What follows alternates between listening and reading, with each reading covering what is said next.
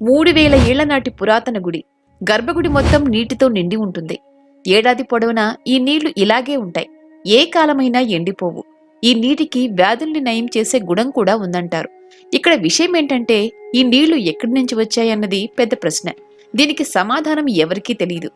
ఎంతో మంది మహామహులు ఇక్కడ పరిశోధనలు కూడా చేశారు. కానీ ఈ విషయాన్ని మాత్రం కనుక్కోలేకపోయారు. ఇది దేవుని మహత్యమా లేక సైన్సా అన్నదానిపై రకరకాల వాదనలున్నాయి. ఈ అద్భుతమైన పురాతన గుడి గురించి, అక్కడ ఉన్న రహస్యం గురించి ఈ వీడియోలో మాట్లాడుకుందాం. భారతదేశం అద్భుతమైన ఆలయాలకు పుట్టినిల్లు. మన దేశంలో వేల సంవత్సరాల నాటి పురాతన దేవాలయాలు, పుణ్యక్షేత్రాలు ఉన్నాయి. వీటిలో కొన్ని ఇప్పటికీ మిస్టరీగానే మిగిలిపోయాయి. వీటిలోని మిస్టరీలు సైన్స్కే సవాల్ విసురుతున్నాయి. ఆ గుళ్ల నిర్మాణం దగ్గర నుంచి మొదలుకుని లోపల ఉన్న దేవుడి విగ్రహాల వరకు అంతా అంతు చిక్కని రహస్యాలే. ఎలాంటి ఆధునిక సౌకర్యాలు లేకుండా ఆలయాల నిర్మాణంతో పాటు శిల్పకళ సంపద నేటి మానవుడికి $1 మిలియన్ ప్రశ్నగా మిగిలిపోతున్నాయి. అలాంటి ఆలయాలలో ఒకటి కేరళలోని పుత్తూరు గ్రామంలో ఉంది. ఈ గుడి పేరు నీర్ పుత్తూర్ మహాదేవ్ గుడి. పురావస్తు సర్వే ప్రకారం ఈ ఆలయానికి 3000కు పైగా చరిత్ర ఉంది. పురాతన వాస్తు శిల్పం ఆధ్యాత్మిక సంప్రదాయాలకు వేదికగా నిలుస్తుంది.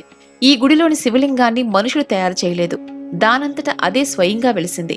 అంటే స్వయంభులింగం. అయితే ఆ శివలింగాన్ని ఎవరు ప్రతిష్ఠించారు, ఎప్పుడు ప్రతిష్ఠించారు అన్నది ఎవరికీ తెలియదు. ఈ శివలింగం మాత్రమే కాదు, అందులోని నీళ్లు కూడా ఓ మిస్టరీనే. శివలింగం చుట్టూ ఉండే నీళ్లు ఏడాది పొడవునా అలాగే ఉంటాయి. ఎండలు ఎంత ఎక్కువగా ఉన్నా నీళ్లు మాత్రం ఇంకిపోవు. ఈ విషయం జియాలజిస్టులను కూడా ఆశ్చర్యపరుస్తోంది.